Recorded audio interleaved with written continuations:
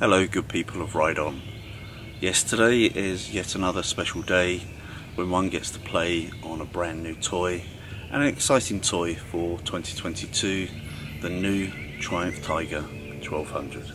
But not only the all singing, all dancing, all new Triumph Tiger, but also my own Ducati Multistrada V4S, my friend Doug's Harley Davidson Pan America, and my friend Jerry's BMW GSA, and it'll be nice to compare all four models to see what the overall verdict is as a group test. Now, in the interest of video length, I'm not going to video me riding all four bikes. I think most of you are interested in the new Triumph and how it fares against them, so the on-bike footage will be on the new Triumph, and at the end I'll probably have coffee with at least Doug, I think, and get his feedback, because he is interested in perhaps either buying the Multistrada V4S or the Triumph Tiger this year, and he currently owns the Harley Pan America, so I think his feedback and my own feedback, and I've owned 4 GSs myself, and a Tiger actually, and I currently own the Multistrada. I think our combined feedback just may help you form your own decisions about what is the right bike for you. Firstly, a big shout out to my good friends Gordon and Trenton at Roswell Triumph. Without them, this test wouldn't be possible.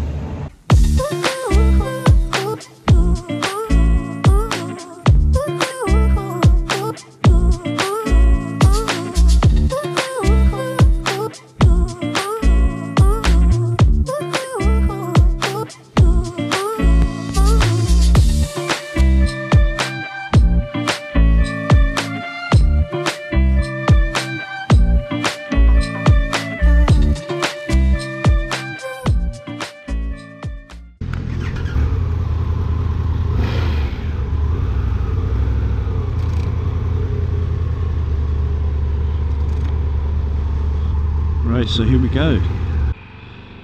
2022 Triumph Tiger GT Rally. The GT Pro Rally. I think that's the correct nomenclature. I'll check it when I come back.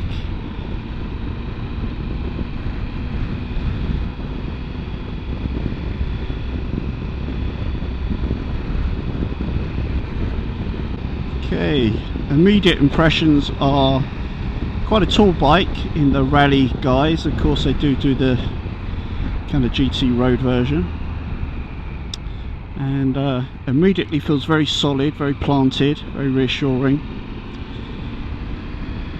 This is a terrible bumpy road, so I want to see what the electronic suspension rides like. And we're also coming into a 25-mile/hour speed limit down here by school, so a good opportunity to see what the low speed manners are like. Okay, second gear, 3000 revs, pretty smooth even on this super bumpy road. I wouldn't expect my Multistrada to ride much better than this. This is a brand new bike. I mean, it literally 7 miles on the clock as I pull away. And thanks again to Gordy and Trenton, Triumph Roswell, great people. Let me have a go on this brand new machine. Very much appreciated. And back to back with the Multistrada that I arrived on, and Doug's Pan America, and GSA, which I have plenty of experience of. I've had 4 GSAs. The Pan America I've only ridden a few times before at the launch, but Doug owns one, and we swap bikes now and then. He has a go on my Multistrada, and we go with his Pan Am, etc. The seat feels almost like a gel seat on this. It's almost like a comfort gel seat. You can kind of feel it as your backside squishes about. Feels pretty comfortable. It moves a lot like an Airhawk, I would say. I don't know if it's filled with gel in very hot climates like here, where we've got kind of 85 degrees today. after a few hours in the saddle it might get unbearably hot. I'm not sure about that. This is a big improvement. The screen adjustment is so much smoother, better than the old models. I really like that feel. Now the Pro Shifter feels super smooth going up the box, a little bit notchy going down. I think that's absolutely because this bike is yet to reach double figures on the odometer. And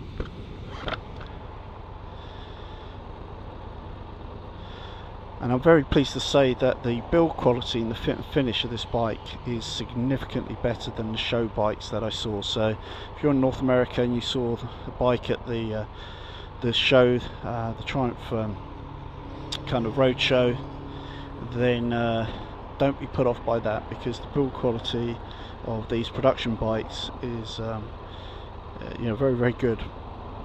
It's right up there basically. Mirrors on this one, it's not an Explorer model, so it doesn't have the blind spot monitoring, but it has a lot of the essential stuff. I'm not going to razz this engine too hard because it's brand new, not my machine. I just want to feel it going up through the box. Very smooth, 6th gear, 3,500 revs, 60 miles an hour. A lot of real world cruising is done at that, whether we admit it to our friends or not. It's a nice real world speed. I'm going to take this little cut through here because I know it's slightly twisty. I'm on brand new tyres, but it's a beautiful day. And I have to say, this 21-inch front wheel feels good. It's a skinny tyre, it's a tall wheel, and I'm just not really noticing any kind of problem with that whatsoever. I'm loving the T-plane crank so far. I'd heard it was very vibey.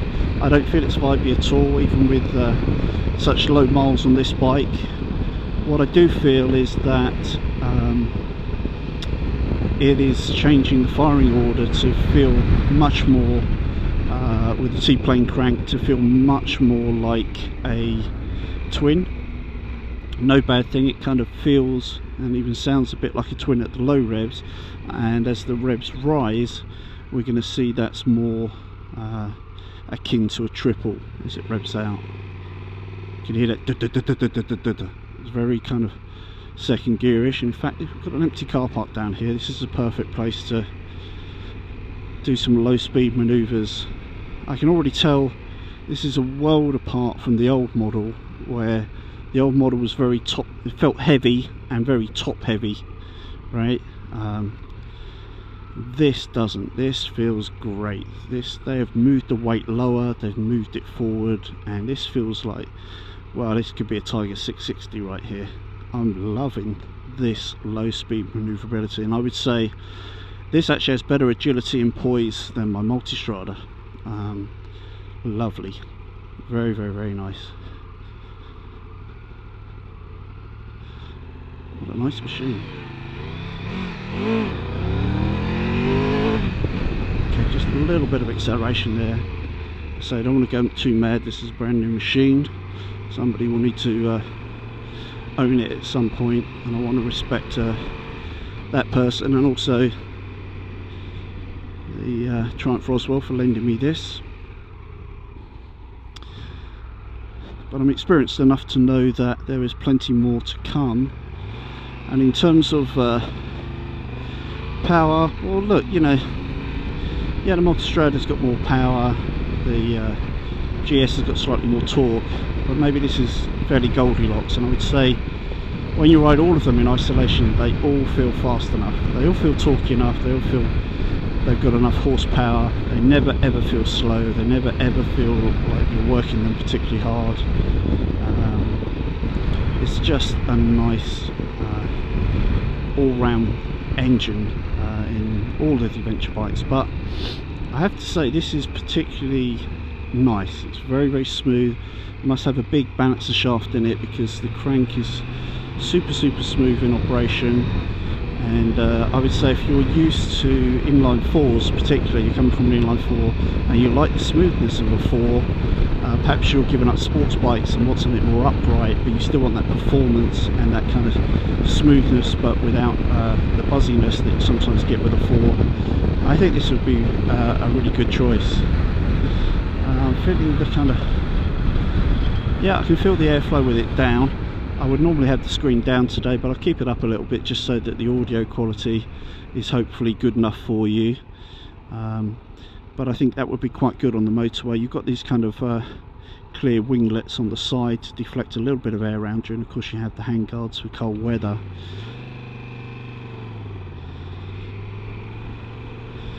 Now you press the home button there, you can go up and down your options, change your modes. I think you've got 5 rider modes, one is configurable. You've got a home button on the right hand side there that you can just toggle back.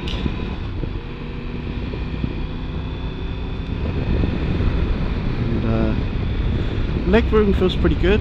I will think this is very similar leg room in terms of knee bend and ground clearance to the Multistrada. Bike feels a little bit taller, but this is the one, of course, with this the off-road wheels, the wire spoke wheels. Comfort is, you know, only a long ride would really tell, but feels good. You know, this gel seat is very soft on the back side, and the electronic suspension seems to be doing a good job. You know, it was a really rough road that I was on back there, and now I'm on the smooth stuff. It just feels lovely. Very nice. Lovely lovely bottom third of the engine. Red line's at 10 thou, but you know, 3,000 or 4,000 revs. If you open the coals, you know, any gear, 5th gear, will just roll on very sweetly, very smoothly. Nice little noise to it. If I can, I don't want to get stuck in this traffic, I want to do a U-turn here, and this is a difficult place to do one with oncoming traffic. And now I've got in a bad road position as well, but I will do it nonetheless, and that was absolute breeze, no problem at all. Or you can really hear that flat plane crank in the 1st gear. It's not unpleasant. I did think I may not like that. I'd heard some, you know, it's a bit vibey and blah blah blah. No, believe me, nothing. Very smooth, sounds nice. It's kind of black low down, almost like a single rather than a twin, and then it starts sounding more familiar, kind of, you know, Triumph traditional whistle type noise as the revs increase.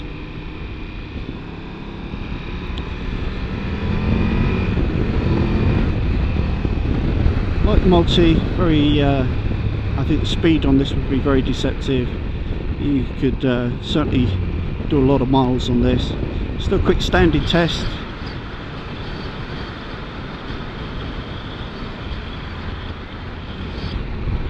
Yeah, standing's a lot more like the GSA, I would say, better than the Multistrada. The Multistrada really pitches you forward. The Pan American GSA are much more comfortable standing upright, and it has nice wide foot pegs, and very comfortable to stand up on. I do like the way Triumph do their heated grips, a tiny little button here embedded in the grip itself, and overall very nice. I can't mess with the connectivity suite today, unfortunately. He said stalling it. I can't mess with the connectivity suite today because it's not my bike and I don't have my phone paired to the bike. But I've heard connectivity suite's a bit hit and miss. Some people think it's quite nice, some people think it's terrible. Kind of similar to Cygic and BMW Connected in that respect. Most people will end up probably just putting a Zumo XT on their bike, or running a Beeline, or doing something else, but you know, it's there. It's standard on the Pro models, Explorer models. If you want to pair that to your phone and try that out, do like these black handlebars and the tiger embossed on the clamp there. and also the black filler cap. Love black filler caps. Always change mine to a keyless black filler cap whenever I can. And I think you know, it shows pride in the design by Triumph, I think, by doing those kind of little touches. Mirrors are very clear, no vibes through them, not really showing any part of my elbow in them. LED lighting all round. Good looking front end of this bike, I think, and wow, yeah, tough decision as to which is the best bike in this class now, that's for sure. Trying to put the cat amongst the pigeons. They're not messing about, they're going straight for the BMW GSA Jugular, and with shaft drive, long service intervals. Geez, they are they're going to sell a lot of these bikes, I think, and I think kind of deservedly so. It's a very, very good machine, and I've really enjoyed riding it, and I definitely think it's the sort of bike I would consider buying myself as my next bike. It really is, you know, this really is a very well developed package, and thanks again to Triumph as well. So excuse the helmet here. I was hoping to get Doug on camera, but he's got another meeting to go to, so I couldn't get his direct feedback. Well, I got some of his feedback, but I couldn't get it on camera. But I made a few notes of my own. Let's go through the spec of the Tiger first, 1200 spec. So it's 147 horsepower, 95 pound-per-feet of torque. It's got a slipper clutch, Showa 49mm semi-active upside-down forks. It has proper M4.30 Brembo monoblock brakes. It's got a MkII master cylinder and levers. It's got 5 rider modes, including rider configurable. It's got 7-inch TFT with connectivity suite. It has the up and down quick shifter. It has all LED lighting, including cornering lights. Tyre pressure sensors standard on Explorer models and optional on other models, I think. Seat adjustment between 33.5 to 34.5 inches, I believe. 5 gallon or 20 litre gas tank. And wet weight comes in at about 540 pounds, which is 245 kilo. 10k service intervals and 3-year warranty. So that's really the lowdown on the Tiger. I think you really want to understand how it might compare to the other bikes in the class, or certainly I think if you want to go off-road, you'll probably just want the KTM and be done. But in terms of the BMW, Ducati, Triumph and Harley Davidson, how they compare in this group test, let's split this down into 2 areas: riding experience and ownership experience, and maybe 7 or 8 points in each area. So let's begin with riding experience. In terms of torque, I would vote it BMW best. They produce most torque at lowest revs, and probably equal second the Ducati and the Triumph, and probably the Harley as well, actually, to be fair. All 3 are pretty much of a muchness. In terms of power, got to give it to the Ducati. It's got that little bit more top end particularly, but the Triumph is plenty grunty, followed by the Harley Davidson, surprisingly strong, and probably BMW in last place in terms of power. Fueling wise, got to give it to Triumph. It's just silky smooth at all revs in whatever gear. They've always been good with their fuel injection after the early years, and I think they just rule that. Next is BMW, just an evolution of 40 years of that bike. Makes it very smooth indeed. And next I would say the Harley, and then probably the Ducati. The Ducati is still pretty good in the main, but occasionally you can get some surging on hot days, and I think that's a genuine problem that Ducati need to sort out. I've only had it 3 or 4 times in 7,000 miles, but and it's only lasted for a few minutes, but it's still there, so I've got to put them last. In terms of wind protection though, the opposite, Ducati rule the roost. It doesn't look that big, that fairing screen, but it really does a fantastic job up to 3-figure speeds, and is actually quite good on your shoulders as well. And works pretty nicely down. You get a nice smooth airflow, plenty of cooling air in the summertime. Next I'd have to say the BMW, although typically it works better if you put a lip on the top of it. And then probably the Triumph, and at last the kind of slabby looking Harley Davidson, I would say. In terms of agility, I got to give it to the Triumph, particularly as I rode a rally model which has that kind of thinner front wheel, but surprisingly it actually felt very secure. Normally when you ride with a larger front wheel and a thinner one, talking kind of Africa Twin, T7 Yamaha for instance, it usually doesn't feel that stable, but this felt stable and agile, so I'll give it to the Triumph. Equal second would be Ducati and BMW. They both steer particularly well. And then the Harley, you know, we're talking thousandths of a degree here. It still steers perfectly well, but you've got to give it to the established, I think, in terms of that.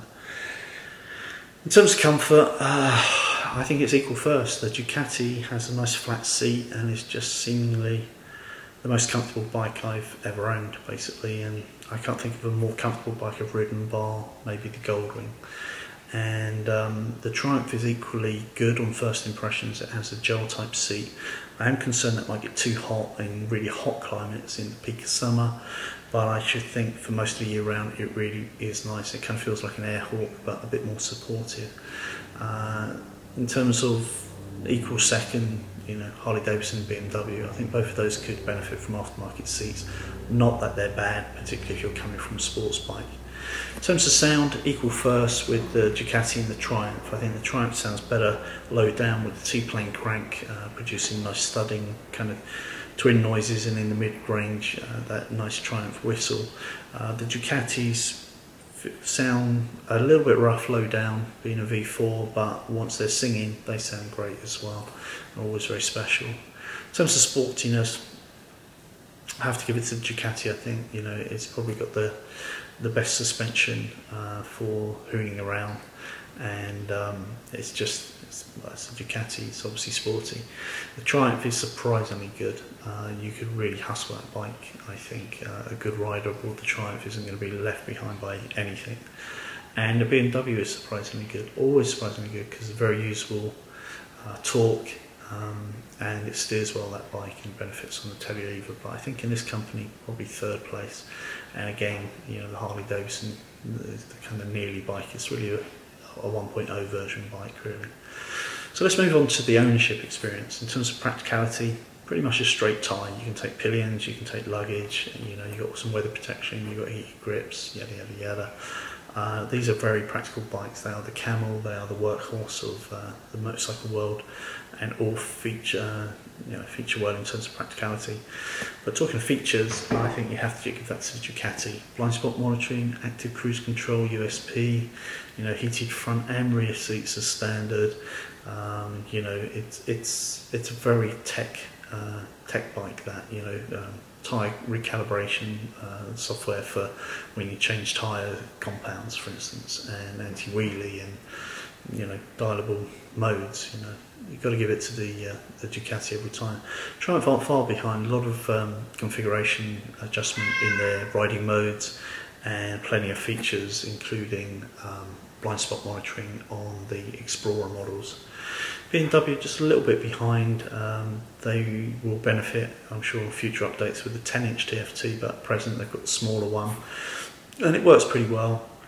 And although you have to pay for the expensive packages, the TE if you're in England or Europe, and the exclusive, or whatever they call it in the North America, but you know, you pay through the nose basically to make it as expensive as anything else.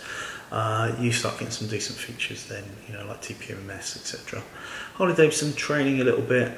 They've upped their game for this year. I think they get a quick shifter this year, and a couple of other niceties, but you know, not quite there yet.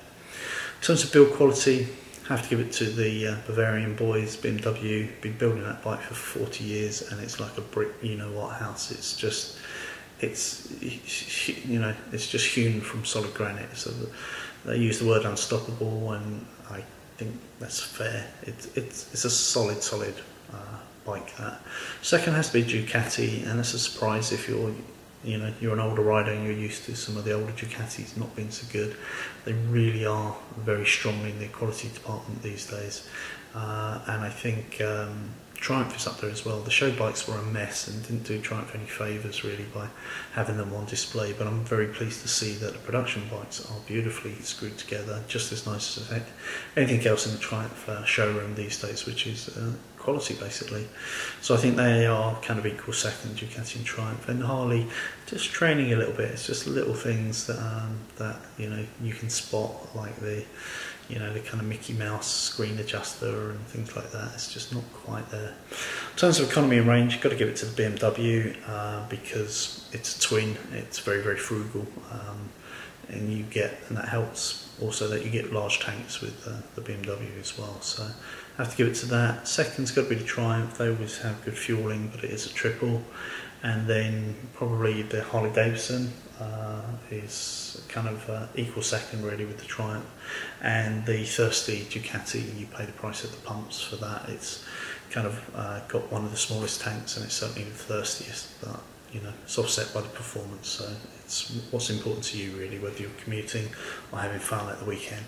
In terms of looks, I'm a bit biased because I own a Multistrada V4S Sport, but I have to give it to the Multi. It just adventure bikes are about practicality, but there's nothing to say they can't look a bit sexy and a bit cool and a bit fun and a bit sporty, and I think Ducati in that respect is the best in the class.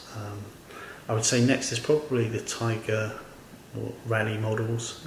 They just look that little bit cooler adventure style wise, and then after that it's probably the BMW, and then the Triumph GT models, the road version models, and fourth place the Harley. I don't have a problem with the way the Harley looks, but I know a lot of people really don't like the front end, the slabby looks of the bike, and also the mismatch of colours where you have like the tank one colour and the fairing a different colour and stuff. But it's all subjective, isn't it? So it's really up to you and what you think. So in summary, we've gone through the spec of the Tiger, the ridership, the riding experience facets, and the ownership experience facets. And I think in conclusion, the worst thing I can say about the Tiger is it doesn't have active cruise control, and after such a long delay till its launch, I think it really should have had that as standard. I have it on the Ducati, and it really is fantastic. It's just so useful, and it's one of those things you don't really appreciate that you want until you have it. Do you need it? No, you don't need anything on a bike, do you? You don't need any electronic aids or no toys, but when it's a cold winter's day, I want heated seats and heated grips, and when I've got a long motorway cruise, I want my active cruise control. It's as simple as that. What's the best thing? The best thing I can say about Triumph Tiger 1200 is it is the complete package. They've not messed about. They've gone straight for the class leading in terms of sales BMW GSA, and it's not a beta. That thing is a done deal. It has been thoroughly tested and doesn't show any weaknesses in any areas that I can see on face value. So the bottom line, am I going to buy one at some point, or Doug or any of my friends? Personally, probably at some point, but my Multistrada is just currently too new and too good for me to consider changing it right now. I think for my personal needs, I'd take the GT Explorer model, as I value good dealers, shaft drive, long range, 10,000 mile service intervals. I appreciate good build quality and reliability, and I just like owning and riding Triumph triples. So I think if you coming off a sports bike, you want to buy the Multistrada. If you're coming off a GS, probably stick with the GS. And I think if you're coming off most adventure bikes and you fancy a change, or you're new to the adventure bike market, I think a Triumph triple could be right up your street. It's going to suit a lot of people, and as I say, I just like owning and riding Triumph triples. And going by the huge sales numbers at my local Triumph dealer, so do you guys too. So enjoyed riding this bike and comparing it against my Multistrada and the GSA and Doug's Pan America. And I think in terms of the group test, it's always subjective, but it's not a cop-out to say that. Personally, I think the Multistrada just nudges it perhaps as the best bike to ride or the most fun to ride. But in terms of ownership, I think you have to go with the Triumph at the moment. Ownership of the BMW is very good, but I think the Triumph just edges it in terms of a better riding experience, and actually ownership in terms of longer service intervals, for instance. The Harley is very much like a version 1.0, and I'm really pleased that they offer it, and if you're a Harley rider you will like it, and you will probably want the next version of it, which I'm sure will be much better. But for most of us it's probably going to be a choice between the BM and the Triumph and the Ducati, and it really depends on what is important to you, and I hope this video has helped guide you in terms of your expectations and which way you should go. Anyway, if you own one of these bikes, or you're about to own one, or you get one, let me know in the comments below what you think, and hopefully this segment of the market will continue to grow. Ride often, ride careful, ride on. Hey you, if you want to become one of the Ride On people, don't forget to subscribe. Ride often, ride carefully, ride on.